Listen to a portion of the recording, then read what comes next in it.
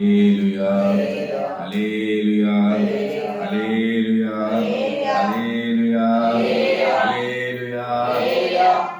ఇప్పుడు సృహలోకి వచ్చినారు. ఈరోజు వాక్య ధ్యానం ఆది కాండము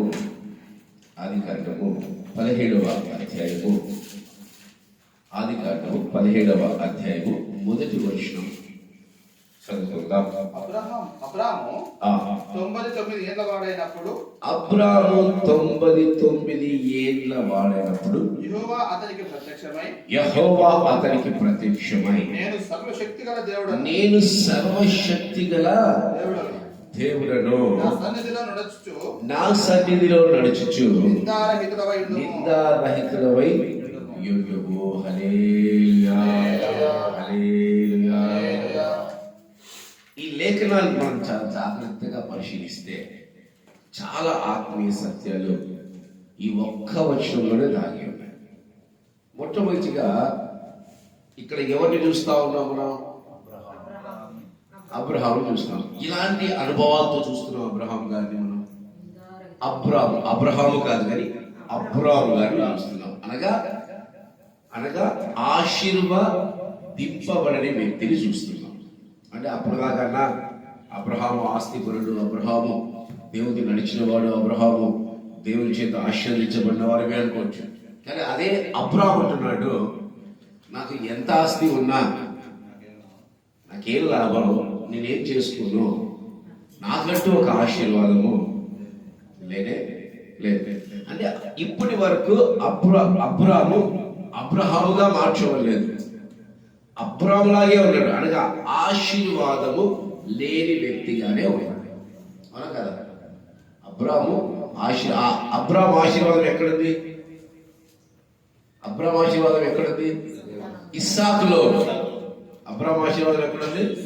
ఇస్సాకే అతని ఆశీర్వాదం, గర్భఫలమే అతని ఆశీర్వాదం, వాగ్దాన పుత్రుడే అతని ఆశీర్వాదం. అందుకే అప్పటి వరకు మీరు చదివితే అబ్రాము అని ఉంటుంది, అబ్రహాము అని ఉంటుంది. ఈ అధ్యాయంలో అబ్రహాము అని వస్తుంది. మనం చాలా జాగ్రత్తగా గమనిస్తే అబ్రాము ఎలాంటి అనుభవాలతో ఉన్నారంటే ఇక్కడ చెప్పాలి. మీరు లేఖను కరెక్ట్గా చదివితే జ్ఞానవంతులు అడ్డుగా మీరు నేను అడుగుతా ఉన్నాను, అబ్రాము ఎలాంటి అనుభవాలతో ఉన్నారంటే ఇక్కడ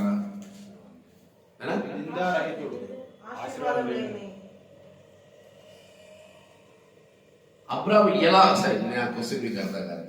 అబ్రహాము ఎలా కనిపిస్తున్నాడు? ఇప్పుడు ఫర్ ఎగ్జాంపుల్ నేను మీకు కనిపిస్తుంది అమ్మా, అబ్బా వెరీ గుడ్. అందుకే సిస్టర్ నేను ఎప్పుడు ఫాలో అవుతా ఉంటాను. గుడ్. అబ్రాము ఎలా కనిపిస్తున్నాడు? ఫస్ట్ ఆఫ్ ఆల్ ఎలాంటి అనుభవాలతో కనిపిస్తున్నాడు మనం జ్ఞాపకం చేసుకోవాలి. 99 years. ఒక్కటి కొడితే 100 కొట్టేయడమే. సచిన్ టెండూల్కర్ లాగా. ఇప్పుడు సచిన్ టెండూల్కర్ అర్థం కాదు పిల్లలకి. విరాట్ కోహ్లీను, రోహిత్ శర్మను, సూర్యకుమార్ యాదవ్ను ఎవరో చెప్పాలి, అభిషేక్ శర్మ అని చెప్పాలా? సంతోషం. 99 ఏళ్ల వరకు కూడా ఆశీర్వాదం లేని వ్యక్తి అతను. 99 ఏళ్ల వరకు కూడా అబ్రాము ఆశీర్వాదము లేని వ్యక్తి. ఇప్పుడు దేవుడు అతనికి ప్రత్యక్షమై, దేవుడు ఏం చేస్తున్నాడు? అతనికి ప్రత్యక్షమై ఫస్ట్. ఇప్పుడు ఫర్ ఎగ్జాంపుల్ మీకు చిన్న ఉదాహరణ చెప్తాను. మనం ఎవరైనా కొత్త వాళ్ళని కలిస్తే ఏం చేస్తాం చెప్పండి? కొత్త వాళ్ళని కనిపిస్తే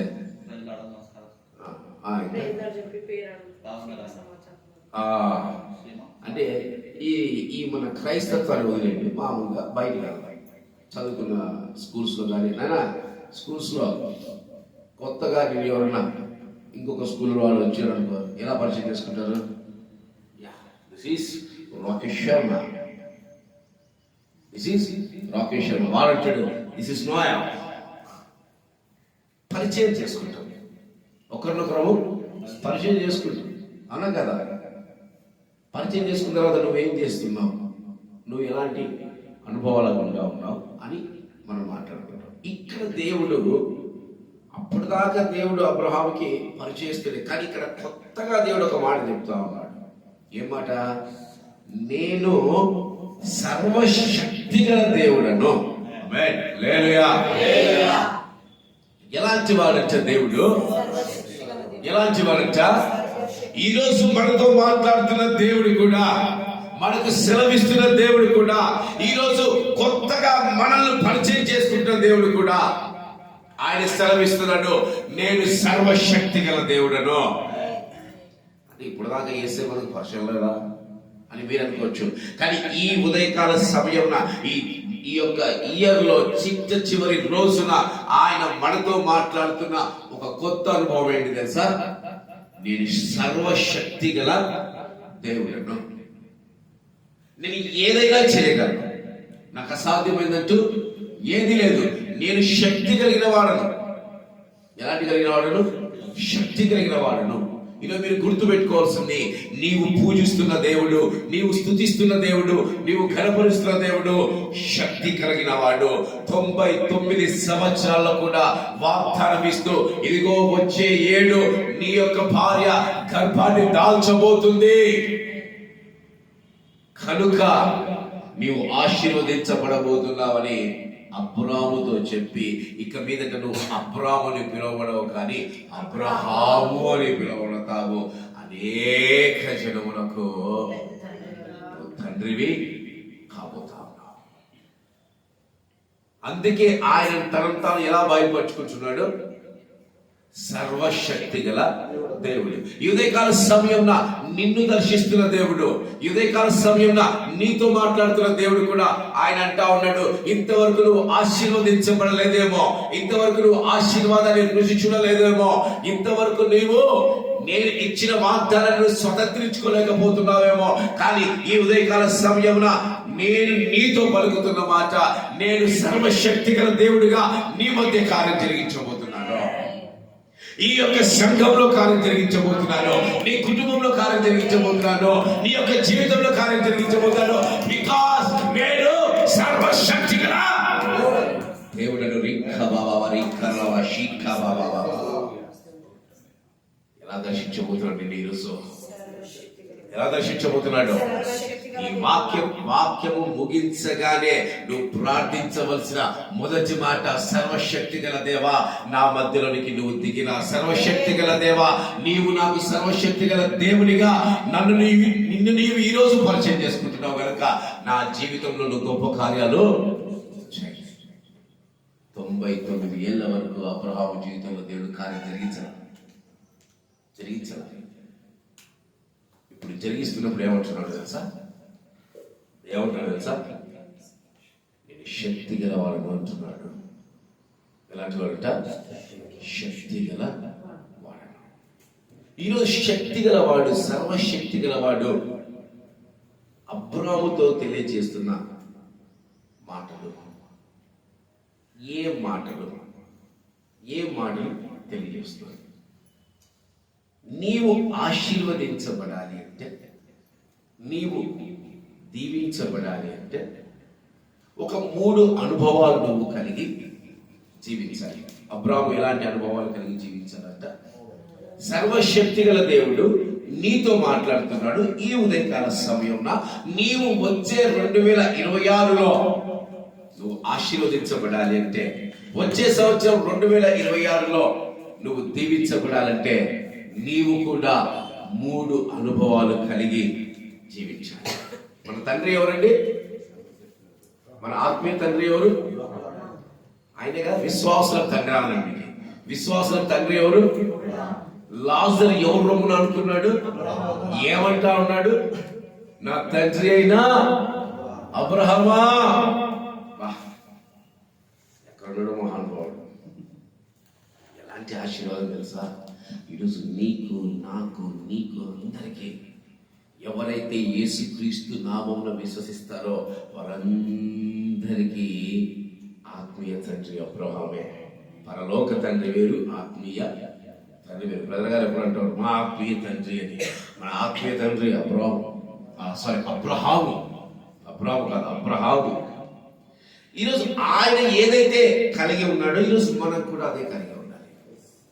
అబ్రహామును ఎలా నడుచుకోబోతున్నాడో దేవుడు నీవు కూడా అలా నడుచుకుంటే అబ్రహాము పొందుకున్న ఆశీర్వాదాన్ని 2026లో నీవు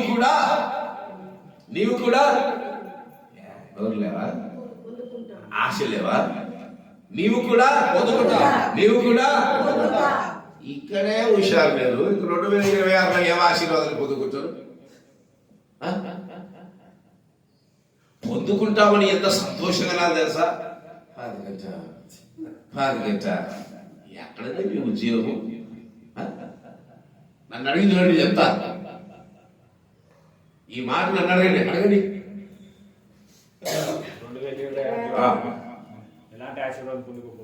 పొందుకుంటాను నేను. దేవుడి ఆశీర్వాదం ఇచ్చిన దాన్ని పొందుకుంటాను. పునాదులు కలగల అవ్వాలి మీరు పలుకుతే అమ్మో కిలోమీటర్ దూరం కేకలు అనిపిస్తున్నాయి. ఆశీర్వాదం కేకలు. సర్వశక్తి గలవాడి ఈ ఉదయకాల సమయంలో నీకు వాగ్దానం ఇస్తున్నాడు. ఆ రోజు మన తండ్రి అయిన అబ్రహాముకి ఎలాంటి వాగ్దానం ఇచ్చాడు, ఈ ఉదయకాల సమయమున నీకు వాగ్దానం ఇస్తున్నాడు. ఎందుకు ఇస్తున్నాడు? ఈ వాగ్దానాన్ని పట్టుకొని నువ్వు అడగాలి.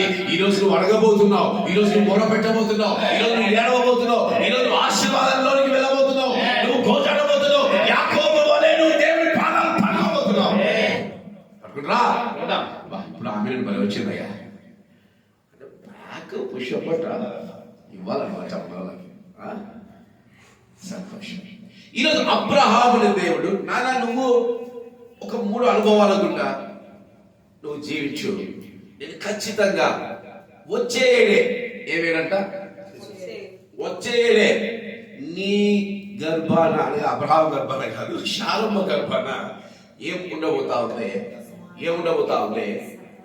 సంతానం ఆశీర్వాదం ఉండబోతా ఉంది. ఆ రోజు శారమ్మకు సంతానం ఆశీర్వాదం. ఈరోజు మనకు దేవుని కృప, మనకి ఏ ఆశీర్వాదాలు మీ హృదయాల్లో ఉన్నాయో అవి దేవుడికి మీకు ఇవ్వబోతా ఉన్నాడు.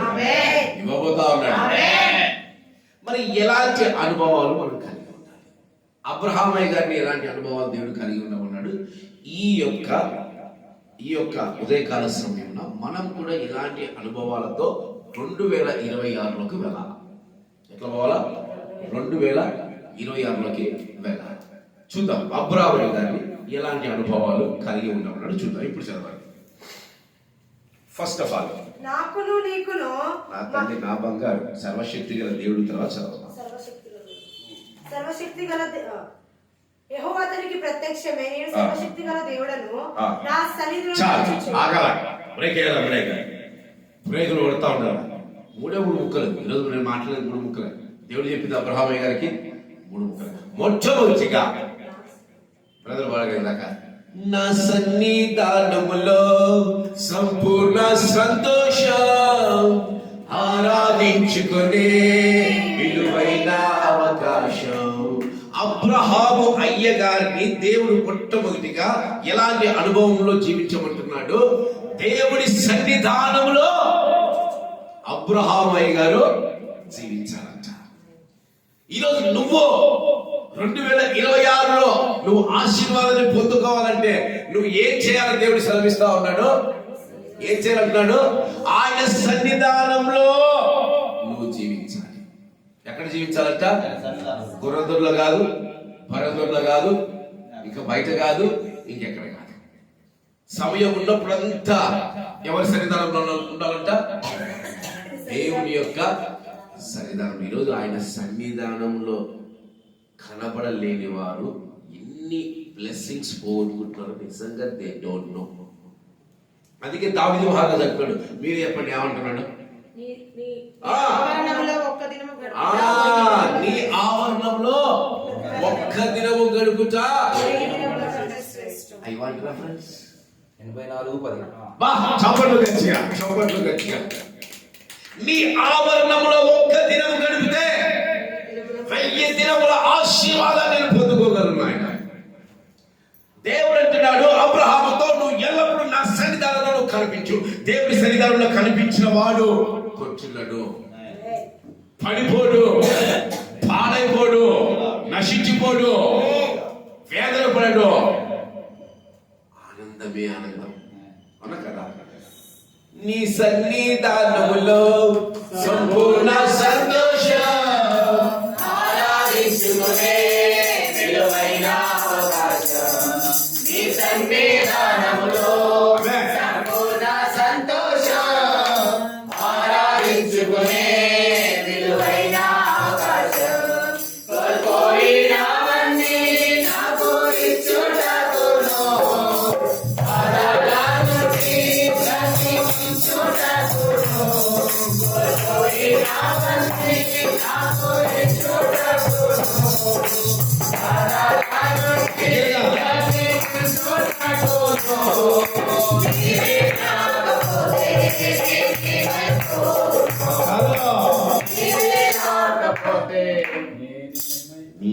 సన్నిధానంలో సంపూర్ణ సంతోషం, ఆరాధించుకునే విలువైన తర్వాత కోల్పోయినవన్నీ మాకు ఇచ్చుటకు నువ్వు 2025లో ఏదైతే కోల్పోయావో అబ్రహాం అంటున్నాడు, నువ్వు 99 సంవత్సరాలు నువ్వు ఏదైతే కోల్పోయావో 100వ సంవత్సరంలో పొందుతావు.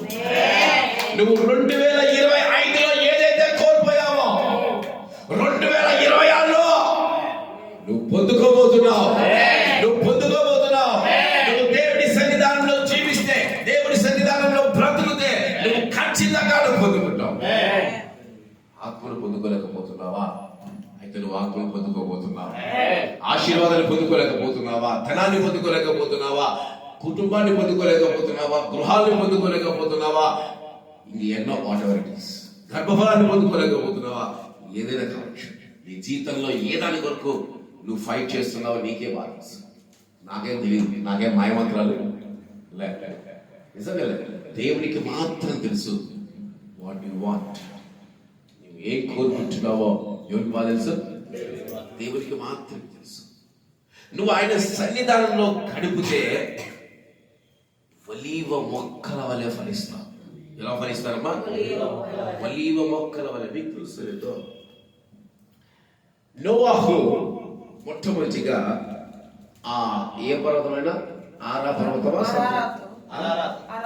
ఆరారాతు కదా, ఆరారాతు పర్వతం మీద ఓడ ఆగినప్పుడు మొట్టమొదటిగా నోవాహు అయ్యగారు పౌరాన్ని పంపించినప్పుడు ఏం తీసుకొచ్చింది?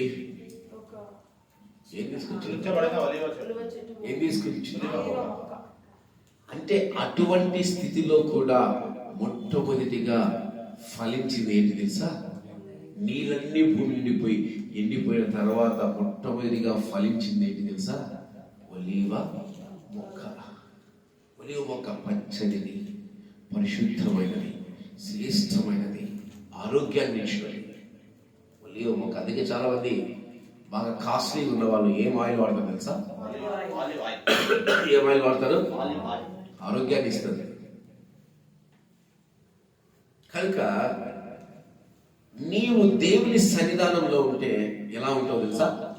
ఒలీవ మొక్క వలె, అనగా పరిశుద్ధతను కలిగి నువ్వు ఏం కలిగి జీవిస్తావు? పరిశుద్ధతను కలిగి జీవిస్తావు. అందుకే మన మందిరంలో ఎప్పుడు ఇది రాయించబడింది ఏంటి తెలుసా? ఇది లేకుండా నువ్వు దేవునికి ఇష్టలై ఉండుట, పరిశుద్ధులై ఉన్నాను కనుక మీరును పరిశుద్ధులై ఉండు. ఆయన సన్నిధానంలో బ్రతికిన సమూయేలు ఏమయ్యాడు? గొప్ప ప్రవక్త, గొప్పగా ఫలించాడు, గొప్ప ప్రవక్త అయ్యాడు. ఈరోజు దేవుడు అంటున్నాడు ఎవరితో? అబ్రాహాముతో, నువ్వు నా సన్నిధానంలో ఉంటావు, నువ్వు ఎల్లప్పుడూ నా సన్నిధానంలో ఉంటావు. దేవుని సన్నిధానంలో ఉన్నవారు ఎలా ఉంటారు తెలుసా? ఎలా ఉంటారు?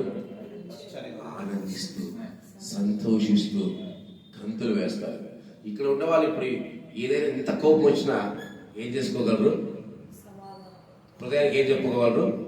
Control, control, control. ఏమా ఇంత నరాలు పట్టుకున్నావు, కంట్రోల్ కంట్రోల్ అంటున్నావు అంటే ఇది దేవుని యొక్క, దేవుని మందిరంలో నువ్వు కంట్రోల్ అవుతావు.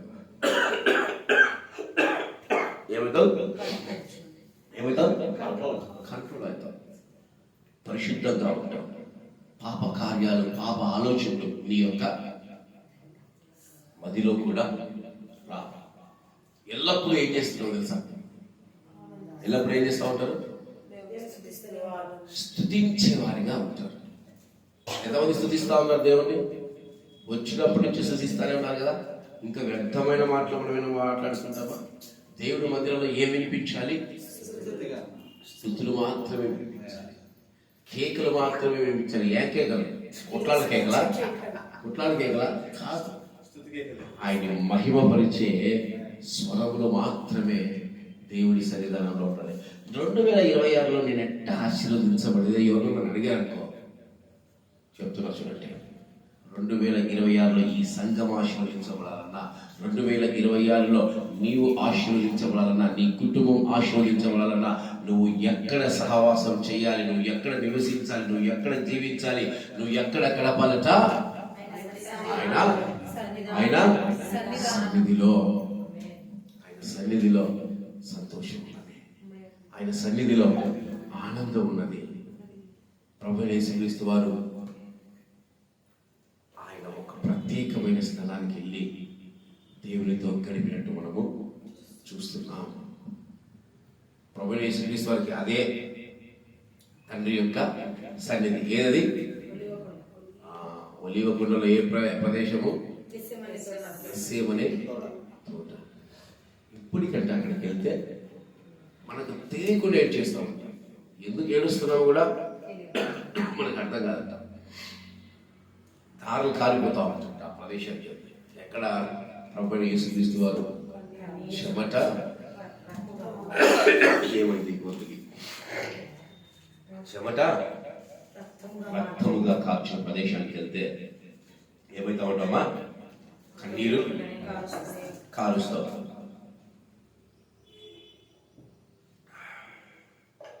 నువ్వు దేవుని సన్నిధానంలో ఉన్నప్పుడు నీవు కూడా కన్నీరు కాల్చే వ్యక్తిగా ఉంటావు. దేవుడి సన్నిధానంలో ఎంతమంది ఏడవకుండా ఉంటారు? ఎంతమంది ఏడవకుండా ఉంటారు? ఏడుస్తారు. ఎందుకు? ఆయన సన్నిధానంలో ఏముంది? పశ్చాత్తాపం ఉంది, పరిశుద్ధత ఉంది, పశ్చాత్తాపం ఉంది, సంతోషం ఉంది, ఆనందం ఉంది, స్తుతి ఉంది. ఇది చెప్పాలంటే 21 పాయింట్లు చెప్తానండి దీని గురించి. 3 పాయింట్లు ఈరోజు మీకు చెప్తా. 3 పాయింట్లలో ఒక్కొక్క పాయింట్ 7 చెప్పగలను. ఇది సమయం కాదు, దాని మీద భయపడద్దు. ఇది సమయము కాదు. ఇప్పుడు మనం అడగాల్సిన సమయం. నా వాక్యంతో మిమ్మల్ని బలపరచడానికి నేను మాట్లాడుతున్నాను, కానీ ఇంకా నేను మైకు దొరికింది, చైర్ దొరికింది, సుఖంగా కదలకుండా చెప్పుకుంటూ పోయే పరిస్థితులు కాదు. మీరు బలముతో ఆరాధించబోతా ఉన్నాం. నెక్స్ట్ బలముతో మనము ప్రార్థించబోతా ఉన్నాం. బలముతో మొరపెట్టబోతున్నాం. 2025 కొట్టేసి 2026లోకి ఆశీర్వాదములతో, విజ్ఞాపనలతో వెళ్ళబోతాం. కనుక 2026లో నీవు ఆశీర్వదించబడాలి అంటే నువ్వు ఎక్కడ ఉండాలి? ఎక్కడ ఉండాలి గారు? చిన్నయ్య గారు ఎక్కడ ఉండాలి? ఎక్కడ? గట్టిగా చర్చిలో. సన్నిధానం నాకు చర్చిలో. రైట్. మీ భాష చర్చిలో. గుడ్. ఎక్కడ ఉండాలి? చర్చిలో ఉండాలి, సన్నిధిలో ఉండాలి. సన్నిధానంలో చర్చ రోయల్ చర్చేగా చర్చిలో ఉండాలి. నిజమే. అలా లేకుండా మన ఇష్టానుసారంగా మనం జీవిస్తే ఆశీర్వాదానికి మనం చాలా చాలా దూరం అయిపోతూ ఉంటాము. అందుకు 2026లో మనం ఎక్కువగా గడపవలసిన స్థలం ఏదట? దేవుడి యొక్క సన్నిధి. రెండవది చూద్దాం. రెండవది ఏంటి చెప్తాను? నీకు అందుకే ఆ విషయం ఎక్కువ. మీ సన్నిధిలో ఒకటి ఫస్ట్. రెండోది ఏంటి? నడుచు. నడవడం అంటే ఏంటి? అనుకున్నా దేవునితో నడిచిన వ్యక్తి ఎవరు? దేవునితో నడిచిన వ్యక్తి హానోకు. అంటే ప్రత్యేకంగా లేఖనం రాయించాడు. దేవునితో నడిచిన వ్యక్తి హానోకు ఎక్కడికి వెళ్ళాడు? పరలోక రాజ్యానికి దేవుడు తీసుకెళ్లి ఒక ఒలివ మొక్క వలె, ఆయన యొక్క దీప స్తంభముల మధ్య ఒలివ మొక్క వలె ఆయనను ఉంచి ఉన్నాడు. దేవునితో నడవచ్చు. క్రీస్తు అలా వెళ్తూ అలా సరదాగా వెళ్తూ ఆగి, పెదరో నాయనా, పెదరో దా, అంద్రయ్య దా పిలిచాడు. అందరూ దేవుడు పిలిచాడు. యాకోబు, యోహాను, అన్నయ్య. ఆ రోజు మొదలుకొని వారు ఏం చేశారు? దేవునితో నడవటం ప్రారంభించారు. దేవునితో నడవడం ప్రారంభిస్తే ఎక్కడికి వెళ్తాం? నేరుగా టికెట్ లేకుండా వెళ్ళిపోతాం. టికెట్ కూడా అవసరం లేదు. ఈరోజు నువ్వు ఎవరితో నడుస్తా ఉన్నావు? నువ్వు దేనితో నడుస్తా ఉన్నావు? నీ నడక ఏ దిశ వైపు వెళ్తా ఉంది? నీ నడక ఏ ప్రాంతానికి వెళ్తా ఉంది? ఒకసారి ఆలోచించండి. నడవటం అంటే దేవునితో సహవాసము చేయటము. దేవునితో జీవించటము, దేవునితో గడపటము, దేవునిలో ఆనందించటము. ఆయన శిష్యులు దేవునితో నడిచారు కనుక ఎక్కడికి వెళ్ళారు? హతసాక్షులుగా మారి రేపు ఇజ్రాయేల్ 12 గోత్రాలకు వారు తీర్పు తీర్చబోతున్నారు.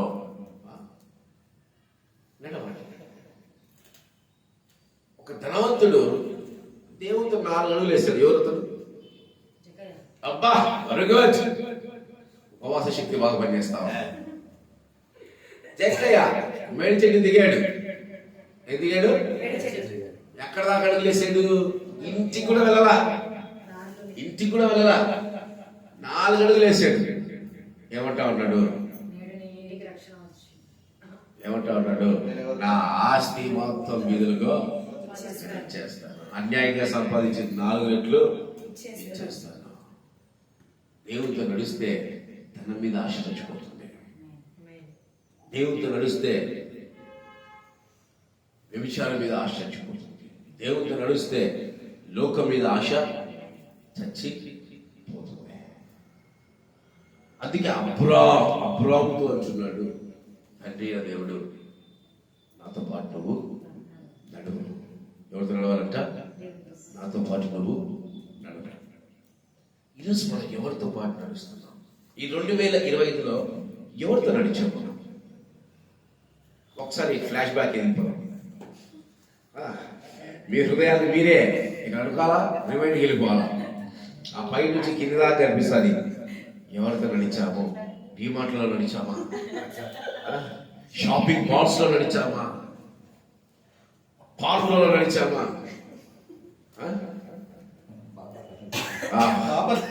బాబాలో నడిచామా? బాబాలో నడిస్తే వచ్చింది సంతోషం. ఎందుకు? దేవుని కార్యాల కోసం. అలా కాకుండా మనం ఎక్కడ నడిచాము? ఒకసారి జ్ఞాపకం చేసుకోండి. మన నడక ఎటువైపు? మన నడక ఎవరితో మన నడక? అందుకే నడవకూడని స్థలాలకు మనం వెళ్ళామేమో, నడవకూడని గృహాలకు మనం వెళ్ళామేమో, నడవకూడని ప్రదేశాల్లో మనం వెళ్ళామేమో, నడవకూడని మనుషులతో మనం నడిచామేమో, నడవకూడని వారితో మనం సహవాసము. ఏది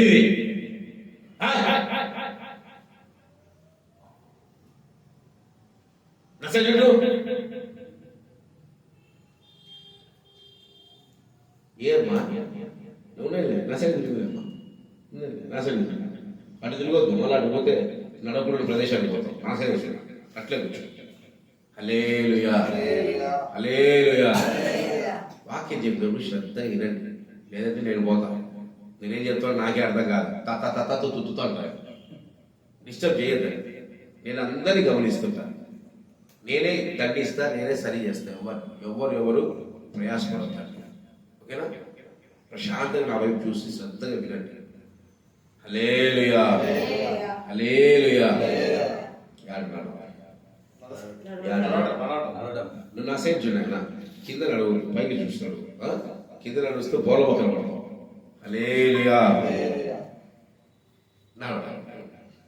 కనుక 2025 మనం ఎక్కడ నడిచాము? 2026 ఎక్కడ నడవాలి? 2025 ఎక్కడ నడిచాము? 2026 కనీసం ఎవరితో నడవాలి? ఏ ప్రదేశాలు నడవాలి? ఎలా నడవాలి? దేవునితో నడుస్తున్నామా? మనుషులతో నడుస్తున్నామా? దేవుని కొరకు నడుస్తున్నామా? మనుషుల కొరకు నడుస్తున్నామా? దేవుడు వద్దన్న ప్రదేశాలకు నడుస్తున్నామా? దేవుడు వెళ్ళమన్న ప్రదేశాలు నడవట్లేదా? ఇప్పుడు క్రైస్తవ 2026లో దేవుడు వెళ్ళమన్న ప్రదేశాలకు నడుస్తాం. నడవాలి. ఎవరితో నడవాలి? దేవునితో నడవాలి. హనోకు దేవునితో నడిచాడు, వెళ్ళిపోయాడు. అబ్రహాము దేవునితో నడిచాడు, విశ్వాసం తండ్రిగా ఆశీర్వదించబడ్డాడు. ఇస్సాకు దేవునితో నడిచాడు, వాగ్దాన పుత్రుడయ్యాడు. మోషే దేవునితో నడిచాడు, అనేక జనులను ఐగుప్తు నుంచి బయటికి తీసుకొని రాగలిగాడు. ఇప్పుడు ఏం చేయాలి? 2026లో మనం ఆశీర్వదించబడాలంటే ఏం చేయాలి? నడుద్దామా? దేవుడిని ఏ మార్గాల్లో నడవమన్నాడో ఆయన ఎప్పుడు చెప్తుంటాడు. మీకు తెలుసు లేదు? నన్ను నువ్వు ఈ మార్గాలకు వెళ్ళొద్దు. నేను వెళ్ళేదే మార్గాలకు ప్రభా. నేనేమేం చేసుకో, నా తల కింది నా కాళ్ళు పైకి, నా ఇష్టం, నేను నా పేరు నడుస్తాను. అందుకే ఆశీర్వాదాలు లేని వ్యక్తులుగా, ఆశీర్వాదాలు లేని కుటుంబాలుగా, ఆశీర్వాదాలు లేని సంఘాలుగా మిగిలిపోతాం. అదే యెషయా గ్రంథంలో చక్కటి మాట అంటాడు, నా వెనుక ఒక స్వరము వినిపిస్తూనే ఉంటుంది, కుడికి కానీ ఎడమ కానీ వెళ్ళకుండా నేరుగా నడిపించే స్వరం. మీరు పరిశుద్ధాత్మ స్వరం మనకు వినాలంటే మన చెవులు ఏం కావాలి తెలుసా? ఏం కావాలి? శాపం అనే దాని నుంచి ఓపెన్ కావాలి. దేవుడి స్వరాన్ని, పరిశుద్ధాత్మ స్వరాన్ని మనం వినే వ్యక్తులుగా ఉండాలి. దేవుడి స్వరం అంటే మీకు దర్శనం ఇచ్చోనికే అదే దేవుడి స్వరం. ఏం లేదు, దేవుడి స్వరం చెప్తా ఉంది, ఆయన నడవండి నడవండి నడవండి. ఆయన స్వరం చెప్తా ఉంది, నువ్వు ఎలా నడవాలి, నువ్వు ఎక్కడ నడవాలి, ఎలా నడవాలి, ఎవరితో నడవాలి, ఎందుకు నడవాలి, అన్నీ చెప్తా. ఈరోజు నువ్వు 2025లో నువ్వు దేవుడితో నడవలేకపోయావు కనుక నువ్వు ఆశీర్వాదాన్ని నువ్వు రుచి చూడలేకపోయావు. కనీసం 2026లో నువ్వు ఎవరితో నడవాలి, నువ్వు ఎవరితో నడవాలి, ఎవరితో నడవాలి, దేవునితో నడవాలి. అందుకే ఆమె తిట్టేది ఊరికి కాదు, పైకెత్తు. ఏం పని కింద మీకు అయిపోతే ఒకసారి గట్టిగా క్లాస్ మీకమ్మా. హల్లెలూయా.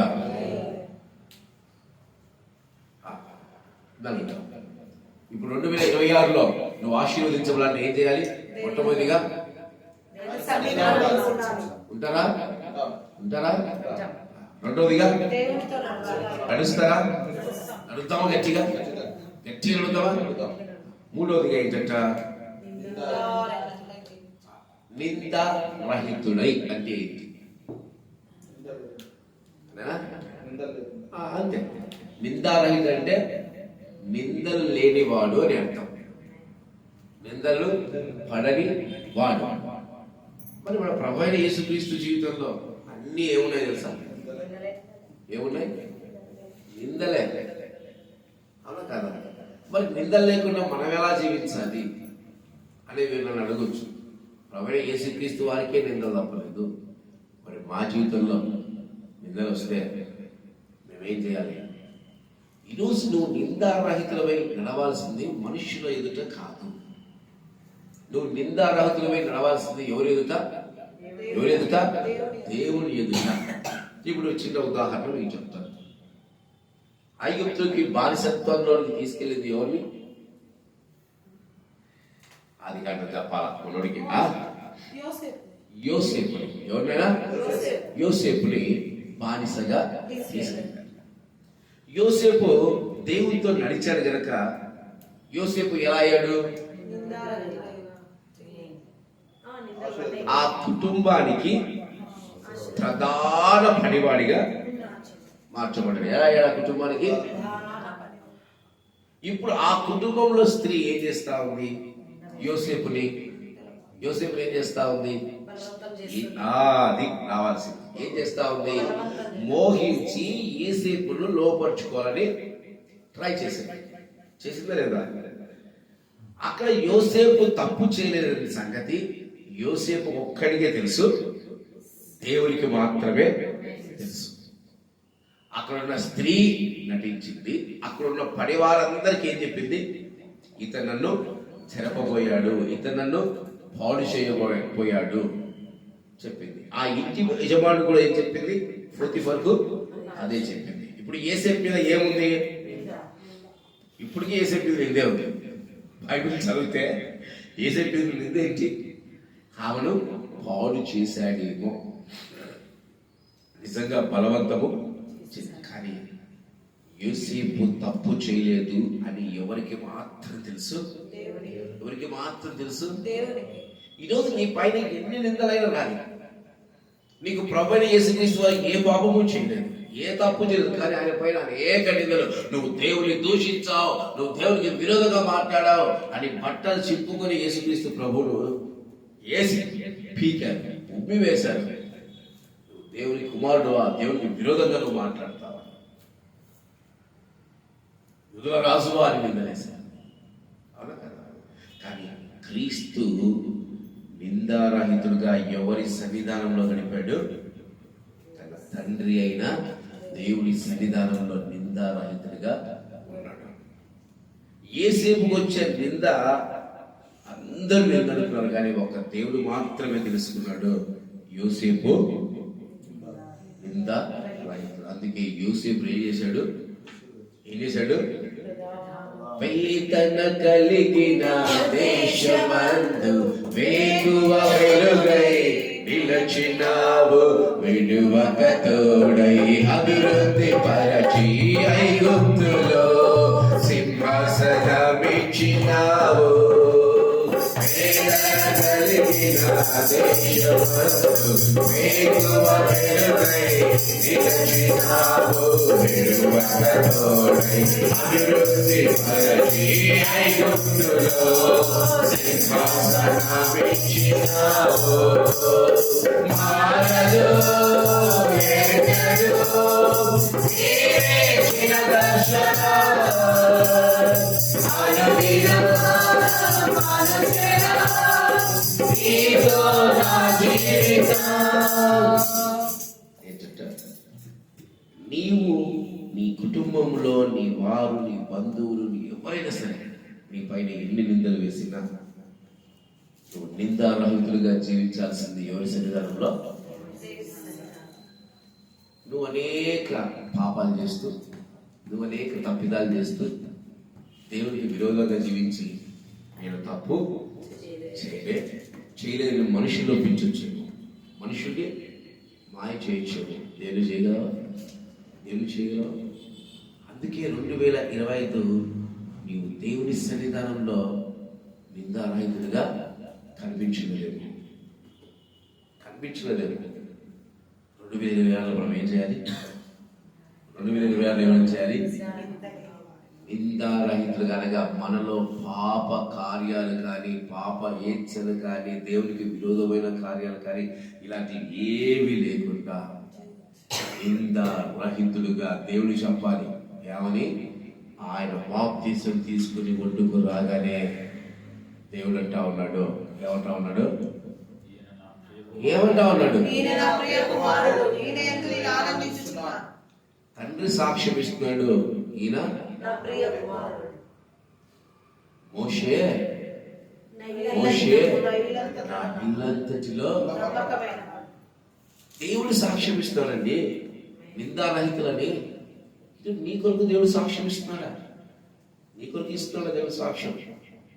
నేను దాని ఇక్కడ కూర్చున్నప్పుడు కొన్ని పర్సనల్ మాట్లాడుకున్నాము, ఇద్దరం మాట్లాడుకుని, అవును ఆయన మన దేవుడి సన్నిధానంలో ఎలా కనిపించాలనుకున్నాం? మేము ఇద్దరము నింద రహితులుగా కనిపించాలని అన్నదమ్ములు మాట్లాడుకున్నాము.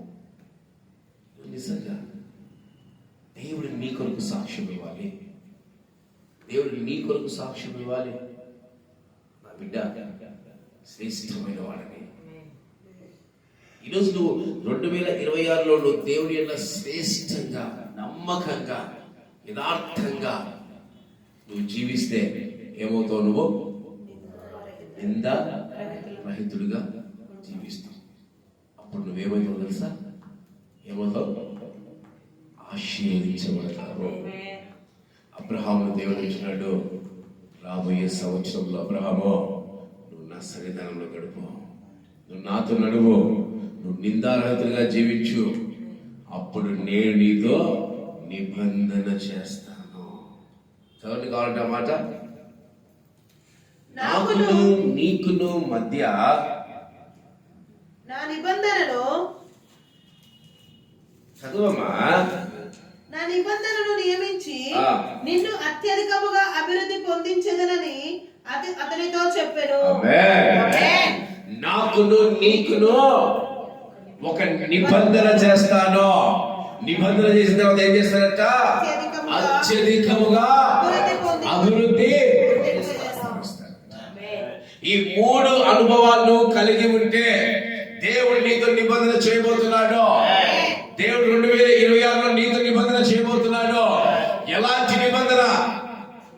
అది నీకు ఆయన తెలుసు.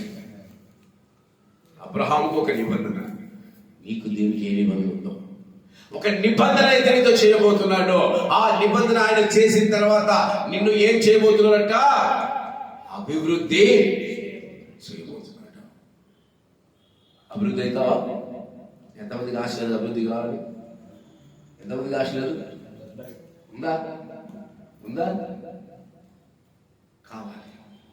2026లో నువ్వు దేవుని ద్వారా నిబంధన గురి కాబోతున్నావు. నువ్వు దేవుడితో నిబంధన చేసేది, ఆయన నీతో చేయబోతున్నాడు. ఈ 2026లో నేను ఎలా దర్శించబోతున్నాడు నాకు తెలియదు. ఖచ్చితంగా దర్శిస్తాడు, నీతో మాట్లాడతాడు. అది వాక్కు ద్వారా, నా దర్శనం ద్వారా, నా కళ ద్వారా, నా ప్రేరేపణ ద్వారా, ఎలాగో నాకు తెలియదు. కానీ ఖచ్చితంగా నీతో మాట్లాడబోతున్నాడు, నీతో నిబంధన చేయబోతున్నాడు. ఆ నిబంధనను మీరితే నువ్వు అభివృద్ధిలోనికి వెళ్ళావు. నువ్వు అభివృద్ధిలోనికి వెళ్ళావు. ఆ నిబంధనకు నువ్వు లోబడితే నువ్వేమైతే తెలుసా? ఆశీర్వాదం ఊరికి వస్తుంది అనుకున్నారా? ఆయన సన్నిధానంలో గడపాలి, ఆయనతో నడవాలి. తర్వాత నిందారహితంగా నువ్వు జీవిస్తే అప్పుడు నీకు ఒక నిబంధన, నీతో ఒక నిబంధన ఉంటుంది. ఏముంటుంది ఆయన? మన నాకు తెలుసు లేదు, అంటే నాకు కరెక్ట్ దాని గురించి ప్రధానం తెలుసు. ఇప్పుడు ఒక మార్కెట్లో మనం పెడతా ఉన్నాం. మార్కెట్కి ఏమైనా పే చేస్తారు కదా మీరు? ఏమన్నా మున్సిపాలిటీ వాళ్ళకి పే చేస్తారుగా. అది పే చేయకుండా ఏమవుతుంది? నిబంధన. అక్కడ మున్సిపాలిటీ వాళ్ళకి, వ్యాపారస్తులకు ఏముంది? నిబంధన మీరితే అదే నిబంధనలు లోబడి ఉంటే నలుగురుగా అనుకోవచ్చు, చక్కగా నా డబ్బులు అంటే మీకు అర్థమయ్యే వాడుక భాషలో చెప్తా ఉన్నాను. ఈరోజు దేవుడు ఖచ్చితంగా నీతో నిబంధన చేయబోతా ఉన్నాడు. 2026లో మీరే వచ్చి నాకు చెప్తారు, ఈరోజు నన్ను దేవుడు దర్శించాడు, లేదా దేవుడు నాకు వాగ్దానం ఇచ్చాడు, లేదా దేవుడు నాతో మాట్లాడాడు, బ్రదర్ నాతో ఈ నిబంధన చేశాడు, ఖచ్చితంగా నేను ఇలా జీవించాలని, ఖచ్చితంగా నేను ఇలా బ్రతకాలని, ఖచ్చితంగా ఈ కార్యాలు చేయాలని నాతో మాట్లాడాడు. కనుక నేను దీనికి లోబడాలంటే ఏం చేయాలి? ఏం చేయడం అవసరం లేదు, ఆయనతో పాటు నడిచేసాను. అప్పుడు నువ్వు ఖచ్చితంగా ఏమైపోతావు? అభివృద్ధిలోనికి వెళ్తాము. ఏమవుతారండి? అభివృద్ధిలోనికి. ఇస్సాకుతో దేవుడు ఒక నిబంధన చేశాడు. నువ్వు నా మాటకు లోబడి నేను చెప్పినట్టు నువ్వు వింటే నీ చేతిని నేను ఆశీర్వదించి నిబంధన అయితే ఇస్సాకట విత్తనం వేస్తే అంట 30 60 100 అభివృద్ధి పొందితే అక్కడ ఉన్న వాళ్ళు తట్టుకోలేక అభిమేలేకు మా దగ్గర నుంచి నువ్వు వెళ్ళిపో. అభివృద్ధి అంటే అదండి. నిబంధనకు లోబడ్డాడు అతను, కనుక అభివృద్ధి పొందాడు. ఎదుటి వారికి ఈర్ష్య పుట్టించాడు అభివృద్ధి. ఈరోజు దేవుడు నీకు అభివృద్ధి ఇవ్వబోతున్నాడు, అభివృద్ధిలో నేను తీసుకెళ్ళబోతున్నాడు. ఎంతమంది దేవుని అడగబోతున్నారు? ఈ 2025లో నేను నీతో నడవలేకపోయాను, నేను సన్నిధానంలో ఆనందించలేకపోయాను. నిజంగా మీ హృదయాలు మీరు పరిశీలన చేసుకోండి. ఈ 2025లో ఆయన సన్నిధానంలో ఎంతమంది ఆనందించగలిగారు? సన్నిధానంలో ఉండటం వేరు, సన్నిధానంలో ఆనందించడం వేరు. అవునా కదా? ఎంతమంది ఆనందించలేకపోయారు? ఈ 2025లో ఆయనతో ఎంతమంది నడవలేకపోయారు? నడవడం అంటే చర్చికి రావడం నడవడమా? ఆజ్ఞలు అనుసరించడమే నడవటము. మూడోదిగా నిందారహితుడిగా, పాపం లేని వ్యక్తిగా, పరిశుద్ధుడిగా, ఆయనకి ఇష్టమైన వ్యక్తిగా, ఆయన ద్వారా సాక్ష్యం పొందుకునే వ్యక్తిగా నీవు ఉండాలి. ఇలా నువ్వు ఈ 2026లో ఈ 3 అనుభవాలు కలిగి జీవిస్తావా? దేవుడు నీతో ఒక నిబంధన చేయబోతున్నాడు. ఆ నిబంధన తర్వాత నీకేమేమవుతున్నాడో నువ్వు ఊహించలేని, నువ్వు అనుకోలేనిది ఇవ్వబోతున్నాడు. అడిగిన వాటి కంటే అత్యధికముగా దయచేయవాడే మన దేవుడు. మరి అడుగుదామా? అందరూ అడుగుదామా? ఎవరు మౌనంగా ఉంటాం? ఈరోజు నీ జీవితంలో ఆశీర్వాదం లేక బాధలు, అవమానాలు, నిందలు ఇలా నువ్వు పడుతున్నావేమో, నీ జీవితంలో నువ్వు అనేకమైనవి కోల్పోయావేమో, నీ జీవితంలో నువ్వు ఆనందాన్ని, సమాధానాన్ని కోల్పోయావేమో, నీ జీవితంలో నువ్వు ఆశీర్వాదాన్ని కోల్పోయావేమో. కానీ ఉదయకాల సమయంలో దేవుడు అంటున్నాడు, నీవు నేను చెప్పిన ప్రకారం నువ్వు జీవిస్తే నేను ఖచ్చితంగానే నిన్ను ఆశీర్వదిస్తాను, అభివృద్ధి పరుస్తాను. అందరూ లేచి నిలబడి